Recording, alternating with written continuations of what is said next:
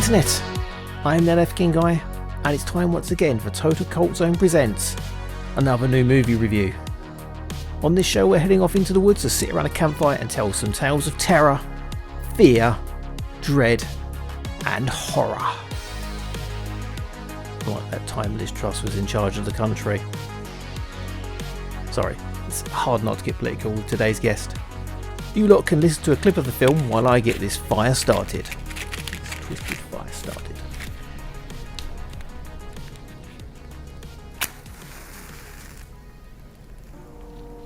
Before any man set foot on this soil, there was an evil here. It lived in this place.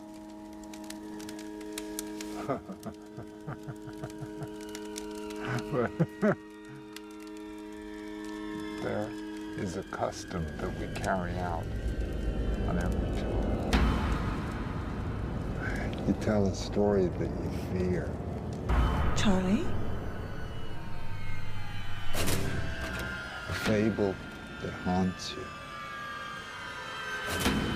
There's a way of feeding the evil that resides here. Who's brave enough to talk to the dead? You are good. A bit old school, but I like it. So that was a clip from the film Law. I'll get to what that is in a second after I introduce the guest reviewer for it, Mr. Captain J Spaulding. How do? How are you doing, sir? I'm alright. I'm good. No, I'm going to get to the press stuff in a sec, and then you can let everyone know your thoughts and opinions. As a little taste, though, can you express your thoughts through the power of mime? What you thought of this film? Mime. I can't, because it's not that. It's not.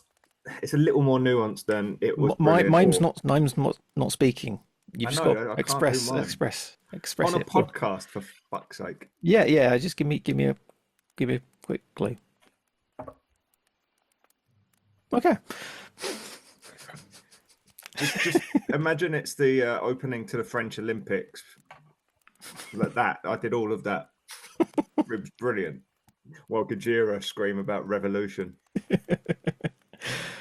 Okay, press release. Kaleidoscope Home Entertainment is thrilled to announce the release of horror film Law, premiering exclusively on the Icon Film channel from the 26th of August. A gripping and gruesome anthology horror. This highly acclaimed film, which premiered at Frightfest 2023, stars Richard Brake from Doom and Hannibal Rising. Credits. Andrew Lee Potts, The Witcher and Primeval. Bill Fellows from Ted Lasso and Lady Macbeth. And Rufus Hound from Hounded and Queens of Mystery. And Dave. Mostly Dave. Mostly what we know him from, yeah.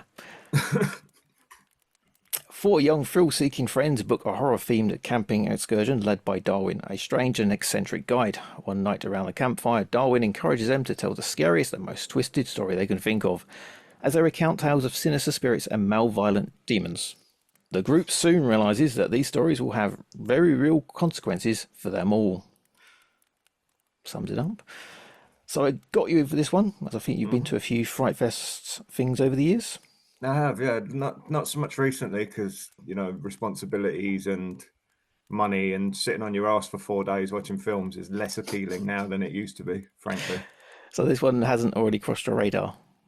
No. So I was aware of some of the movies from the last Frightfest, which is, it's good that we're doing this now because the new Frightfest is soon to take place. The end of this month. So I watched this without any expectations. I didn't read anything about it. I watched the trailer, saw Richard Brake, which was good enough for me, to be honest. I can't believe they left off 31 and like the fucking Free From Hell, which are his best movies. I was looking at his credits and yeah, he has a lot on there. Yeah, he's done loads and most of it you've never heard of. But that's like almost everyone Rob Zombie uses. Sid Haig was in like 187 films and I've seen 4. And he's great at them. It's true. I think it's Doom. Is that the one with the rock in? I guess. Yeah. I mean, he did do Game of Thrones as well. Yeah, it's an old one. So any highlights from those events you've been to in the past? Any films you'd actually sort of shout out for that didn't get any love or appreciation you think they deserved? I mean, there's loads of great movies from Frightfest. over the years anyway, and a lot of them did go on to quite a bit of acclaim. Like we saw Pan's Labyrinth there for like before anyone, and it became like a huge global hit. And it was obviously for like amazing. Guillermo del Toro was there before anyone really knew who he was, and did like a Q&A. It was great. I'm trying to think what else because I haven't been. I think the last one we went to seriously was probably about 10 years ago. Although we've done a few like occasional Just single viewings. But I can't remember because I've said I'm at the point where I think I've completed horror as well, because I periodically get Shudder sort of every 6 months, watch the 5 movies I haven't seen, and then delete it, and then come back 6 months later because I've literally seen everything on the entire platform. Yeah, I did feel that way about Shadow when we got it for a little bit. It's like, is that it? Yeah, I mean, it's better now. They've got loads, but I've seen it all. I've just clocked horror, unfortunately. I want more like they're starting to get more kind of obscure Asian horror on there, which is good. But I've seen all that as well. So let's go on to the film, shall we? Law, Anthology movie, which is a staple of festivals, I'm guessing. Gets more eyes on the film than just pitching it as a short. I'm guessing because they have short film festivals, which only the real hardcore go to, I'm guessing. Those are. Yeah. As such, we can probably judge each of these short films separately. I didn't notice if each one had their own title. So I've given them some names. Hopefully you'll know which ones I'm talking about. Yeah, I actually got the title, so good. Oh, cool. Yeah, so there's the campfire one. That's the bookend framing device. Yeah. I've got Scary Warehouse. That works. It's called Shadows, but I think Scary Warehouse covers it more accurately. Yeah, I think Shadows, I clocked it, that one. But the other ones I've got Charlie! Charlie! Charlie! That's called that's Hidden Exclamation Woman. marks. Funnily enough, that you hear Charlie 3 times in most pubs of a Friday evening as well. In that tone? Yeah, usually. With increased panic. A small Elizabethan child. Yeah, he was a weird kid. All kids in horror films are weird. That's true. And next I've got Witchy Hotel. Close, cheap hotel. Oh, So you got one of the 2 words right. yeah. I did look online to see they've actually named the films, like in the credits, or like who wrote them, produced them, or but there's none of that online either. And it's like I could go back and watch the entire film, but yeah, it goes in passwords and stuff. Okay, the last one I've got is Sin Enema. That's actually a great name. That's much better than the actual name, which doesn't really make sense. I mean, it literally does. It's called Keychain Man. I would have gone with Sin Enema. Keychain Man. It's just called Keychain Man, yeah. Oof, yeah, that's quite bad. Mine's better. The only thing I got from that movie is I'm pretty certain that they used that same cinema, which I'm assuming was either at the time of filming closed down or yet to open. I'm almost certain they used that same set for another movie that was a big Frightfest movie probably 4 or 5 years ago with Robert Englund called The Final Showing. I think I've heard of that one. It looks identical. I'm fucking certain it's the same cinema.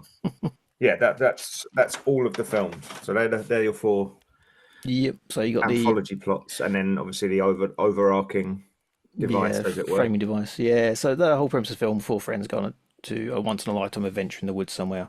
They do a lot of this apparently, and after a new thrill, this one is to be stuck in the woods with Richard Brake. Mm-hmm. If you don't know who Richard Brake is, we kind of went roughly into it. He's done a lot of stuff, a lot of Rob Zombie stuff. He's very intense. Yeah. You know, he's the reason Batman exists in the Nolan universe. He played Joe Chill in that. There you go. They could have put that credit on there. Yeah, fucking hell, I forgot about that. Yeah, so this is a British film, and the 4 mates are northern. I don't know quite where they are from in the north. I just say northern because I'm from London. I'd say it's 2 and 2 actually. You've got 2 sort of Sunderland and Geordie. Yeah, I did get accents. That. Yeah, I got that. You've got one which is more kind of southern, probably lives in London accent. The other guy, and then the chick is sometimes sounds London, but then you get sort of a kind of broad Midlands cut through a little bit. Mm. But as you said, anything outside Watford. Yeah. So with this age and look and how it's shot and how they're acting, yeah, I'm getting very soap opera vibes from it. Maybe Hmm. Hollyoaks. So Hollyoaks has a new character played by Richard Brake. I'd watch that. It's jarring. Yeah, it is. It is. The tone shift is jarring because you've essentially got them being very British and sort of pissing about and just fine, and then you've got Richard Brake doing Richard Brake things. I've literally got that line written down here. Yeah, so that's the first line I wrote down. I basically said you've got some hitchhikers, nice aerial drone shots, four friends going on an immersive horror experience. Richard Brake doing Richard Brake things. Because it just is. It's just very intense. He's chewing the scenery, delivering like the setup for the premise beautifully, and then it Yeah. cuts back to Geordie's doing like just Geordie Shore shit. It's like two shows jammed together. It's slightly jarring. Yeah. So he tells the story of the land and the experience everyone's about to go through. It's a great 5 minutes of the film. That's Hmm. my favourite part of it.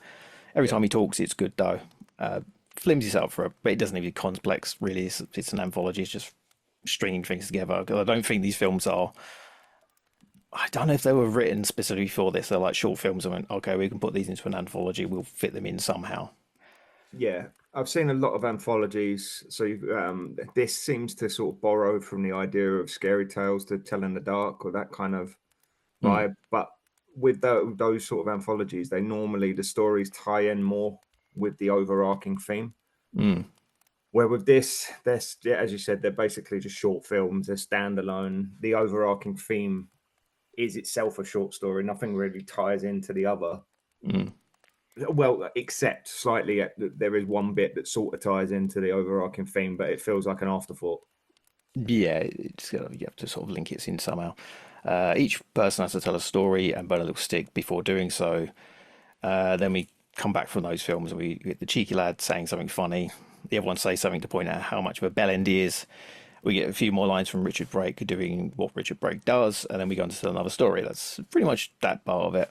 Yeah, And it was at this point you confronted with the reality of the situation is where they're telling these stories around a campfire with their accents and in character. So from their perspective, they get in the Geordie going, and then there was this bloke like, and he's running through these from these other two fellas because he owes them money or something.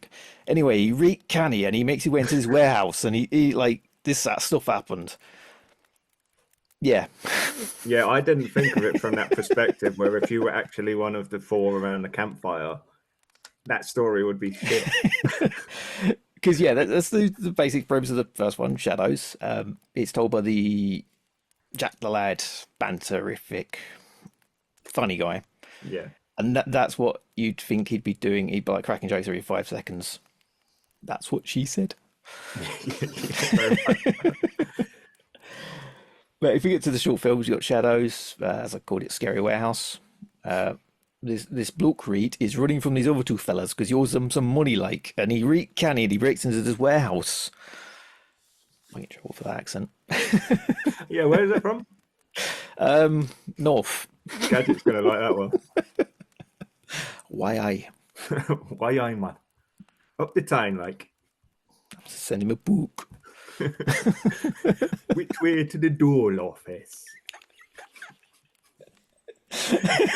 Which is always the Geordie that comes to mind whenever I'm thinking of bad Geordie accents.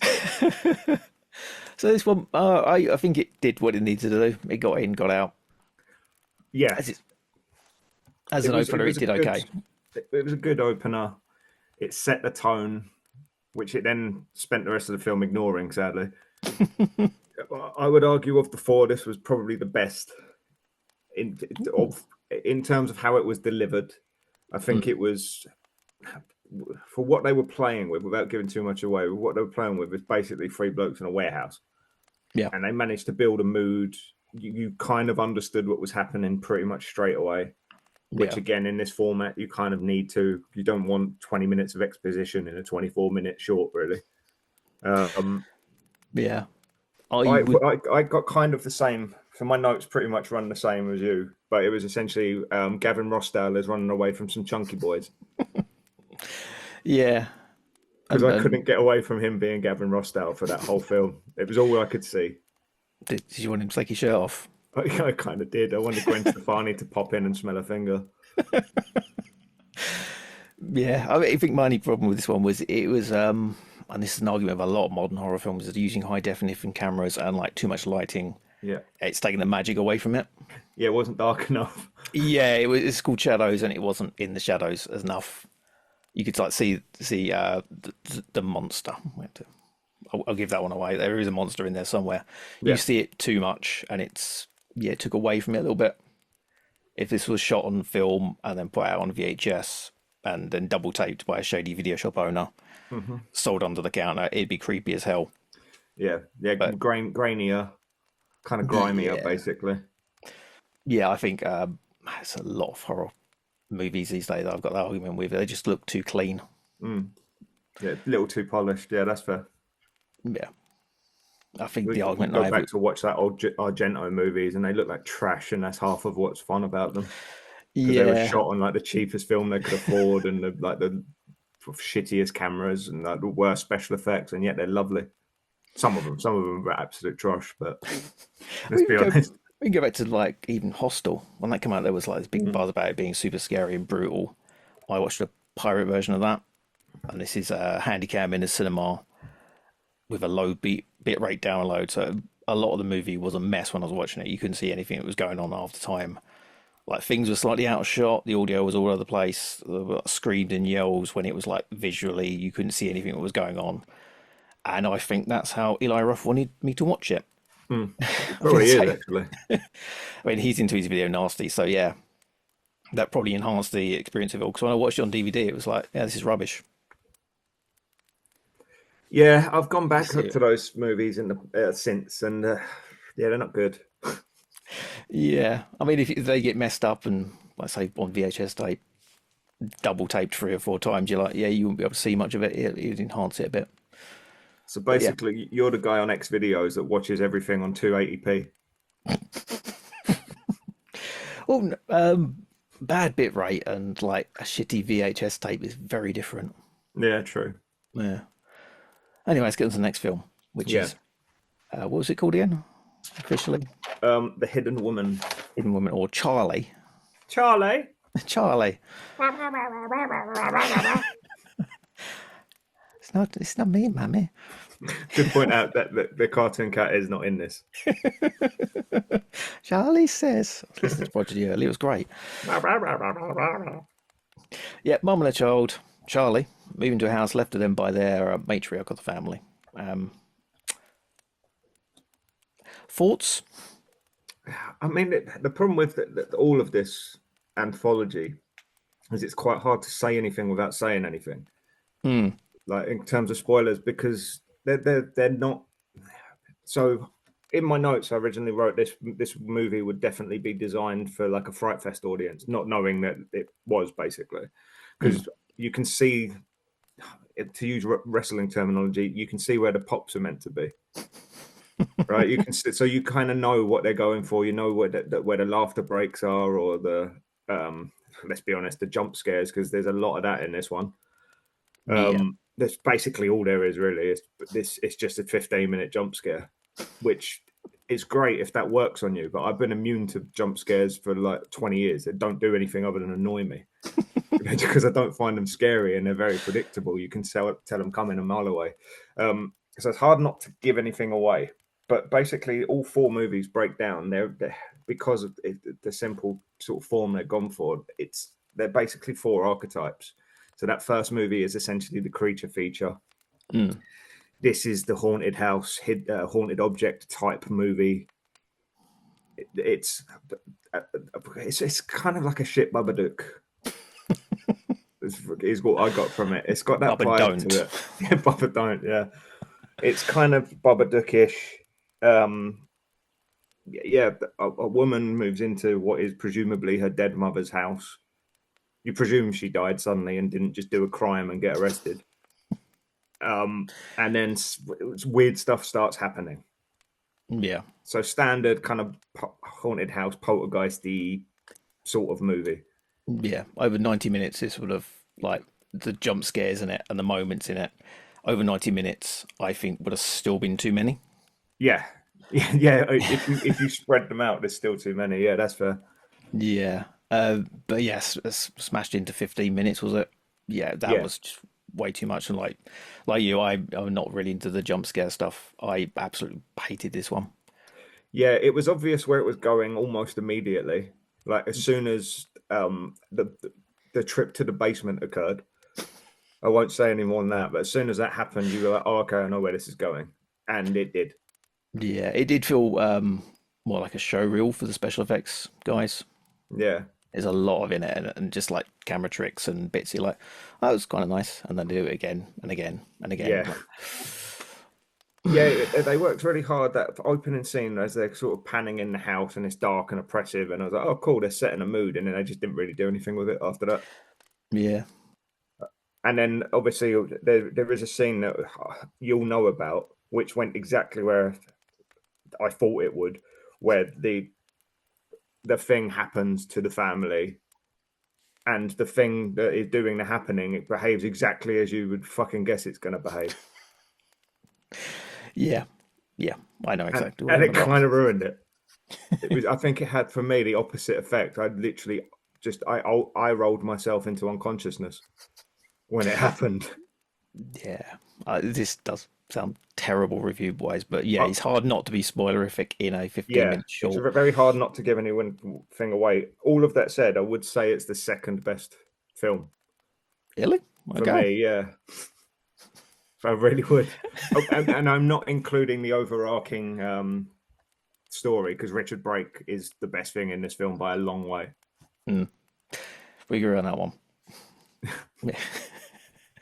Okay, next up, was it Filthy Hotel? Yeah, yes, cheap hotel, same. Okay, let's get filthy. This is actually probably my favorite one of the bunch. It's obvious where it's going, Yeah, doesn't try to be serious, and you're like, okay, I'll just go with it. And it delivered exactly what I wanted to. yeah, that's fair. They played this. This one is more kind of hammer horror-ish, I would say, in its delivery. It's Mm, quite camp yeah, in the 70s sense, like a hammer horror movie. It's kind of over the top. You kind of know where it's going. yeah. They actually played up a lot more to that side of things. It would have been a lot better. Yeah, It's I like it what you mean where it's like it's going that way. Where was it? Husband and wife are in a hotel to meet up with another couple to do some swinging, all being arranged by the husband, who's played by Rufus Hound, who's a bit of a dick. yeah, Thinks he's going to get it on with hot goth, and she does what I suspect all hot goth women do in bed. There's no surprises there. I'm like, yep, that's going to happen. yeah.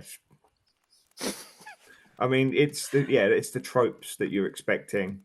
It opens with essentially Rufus Hound has cheated on his missus, so they're here to fix it by fucking other people or something. I don't know. I'm not sure how the logic works, As you do. as you do. And then stuff happens again. Can't really give much away, but it delivers what you expect. Rufus Hound plays womanizing, coke sniffing dickhead quite well because I suspect there's not a great deal of acting going on. I should, in full disclosure, I've never been a fan of Rufus Hound. I'm sure he's lovely. It's just something about him just irritates the shit out of me.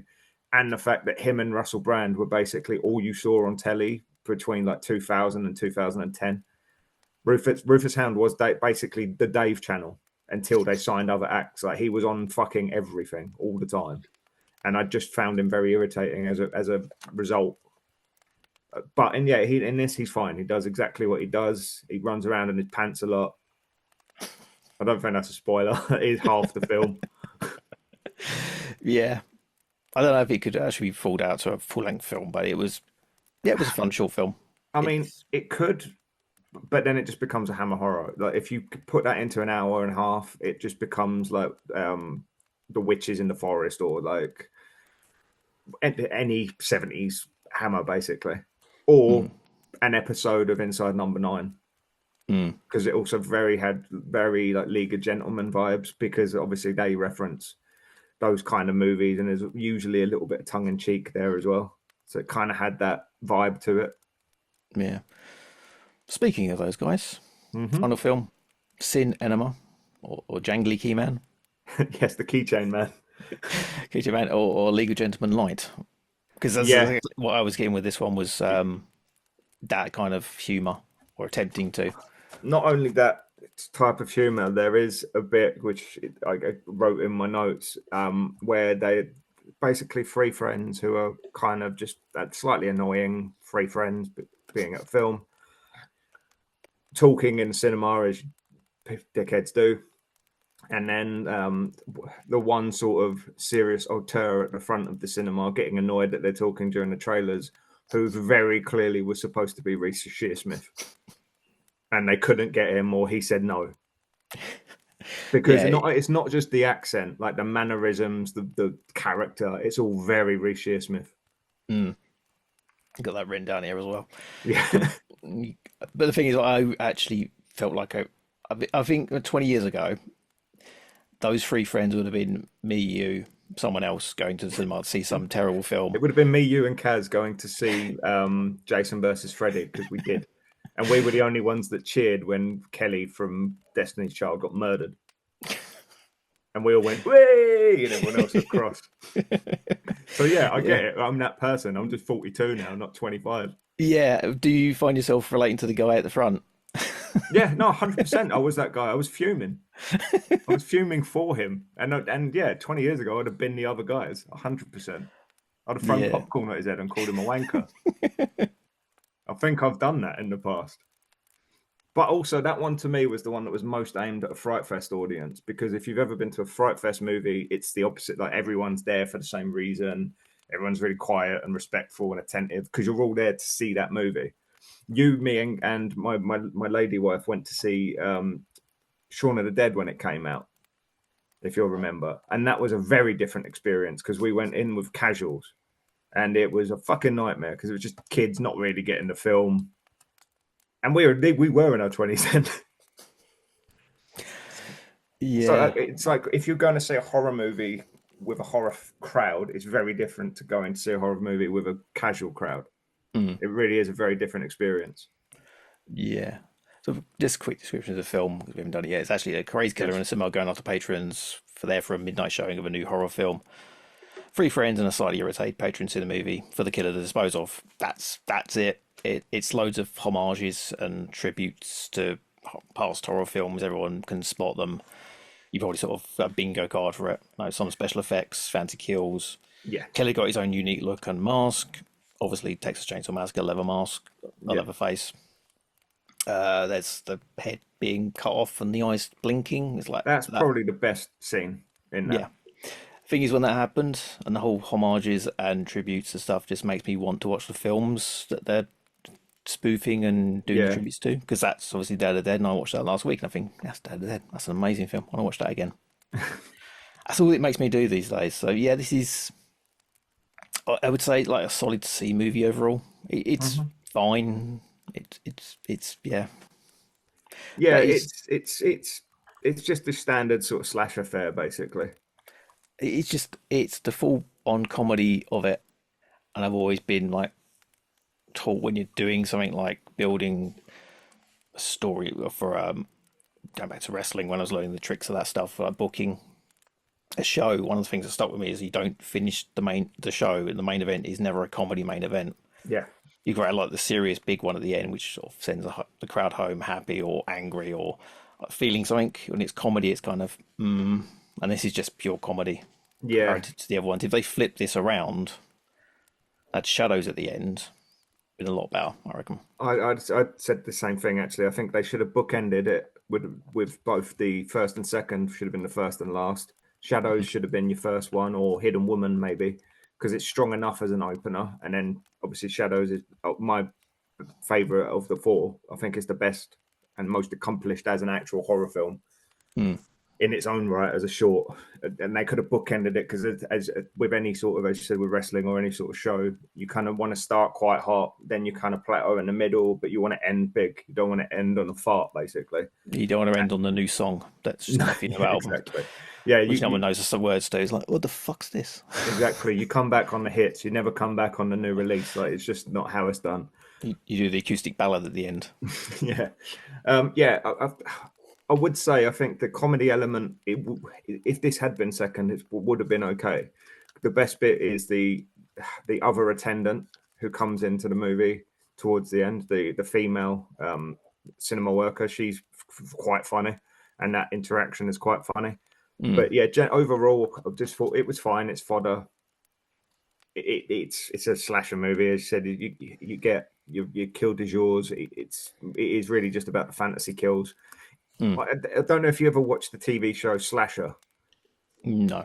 So there's like 4 seasons of that, but that Slasher is basically that, but spread out over 10 episodes and 4 seasons.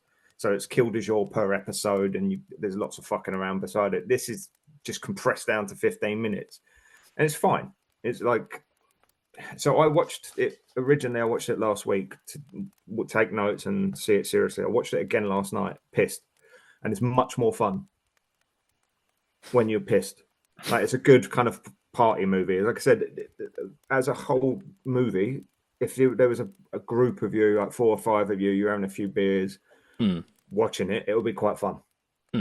Just watching it alone with a cup of tea, which is not my want as generally, but it's during the day, so I had to be sensible. It's fine. Yeah, But I'd probably feel like that about most films I watch sober. Like, yeah, it's fine. Fancy a beer. This would be much better if I had a beer. yeah, yeah. Then we come back and we have like the big ending, which I won't go into because leave something to the imagination. Yeah, it ties in. It sort of ties it all together in a little bow. And there is a tie-in. There's a few Easter eggs as well in the Jangly Man. The key Jangly Man's a better title as well, to be honest. In the Keychain Man, there is a few little references to the other movies within it. Yeah, some posters scattered around and stuff, and that was kind of a nice little nod. Which again, when you see the tie up of the campfire, which I actually think it is called the campfire, to be fair, when you see it all tie in, it references back to the previous to the Jangly Man as well. So I can kind of see why it's in the position it is, although I think it would have been better elsewhere. I don't think it could have ended with that, because of the 4, I'd say that was the weak. So again, watched it with a wife yesterday, and she said about Shadows, I can see why this is the first one, because it's quite a good, but it literally does go downhill from there. There's no, it doesn't peak again at any point. For me, obviously, I would say the 2 is not as good as the first. 3 is fine, but again, not quite as good as the previous. And it's just a kind of, it degenerates as you go on. So rather than leaving you thinking, oh, actually, yeah, I'll keep watching, this is fun, you're kind of, oh yeah, it's just getting worse and worse. When's Richard Brake coming back? So summing up, how would you grade this? Also, we've got to do it on an average. Yeah.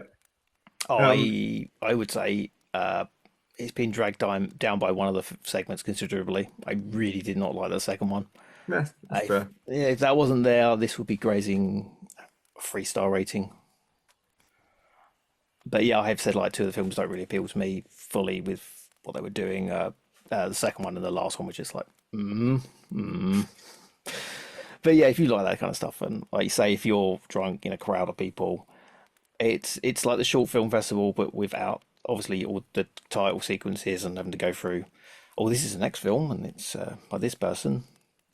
Just constant film. You'll probably enjoy it more.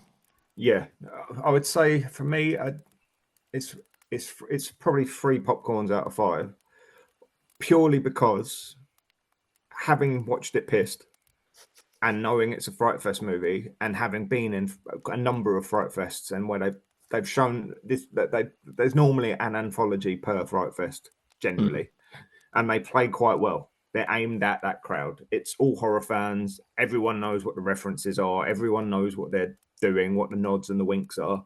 Which, as here, like, oh yeah, that's Dawn of the Dead. This is that. This is the Babadook. This is obviously a reference to that.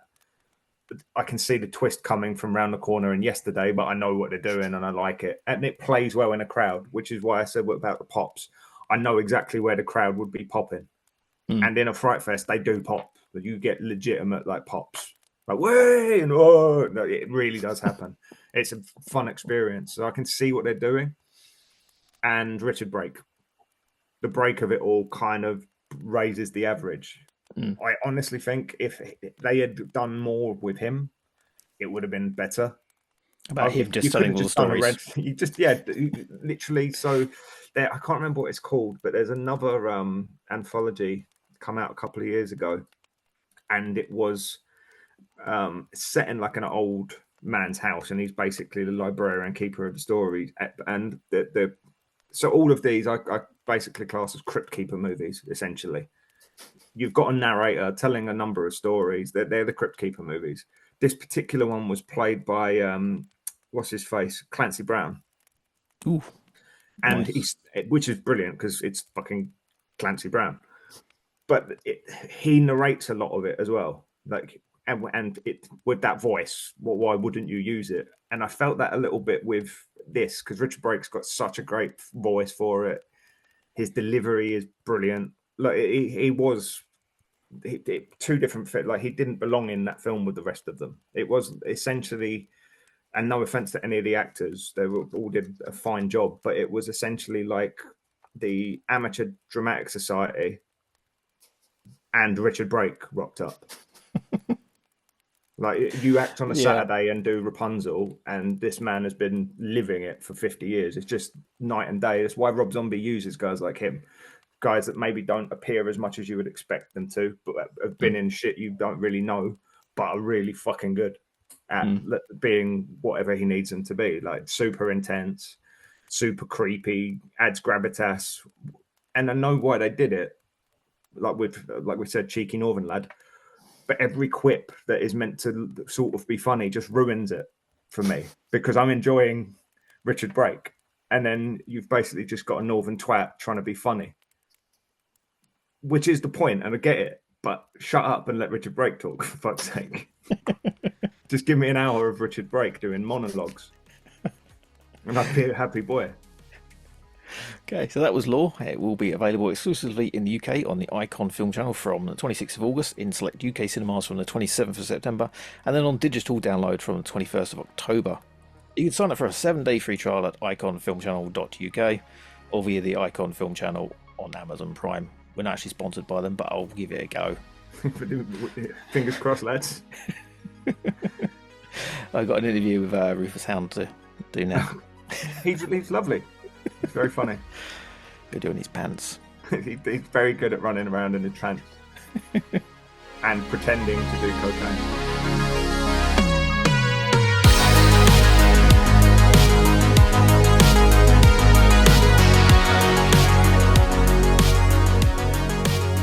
This show was produced, edited, and open quotes, written, close quotes, by me, Dean, the African Guy.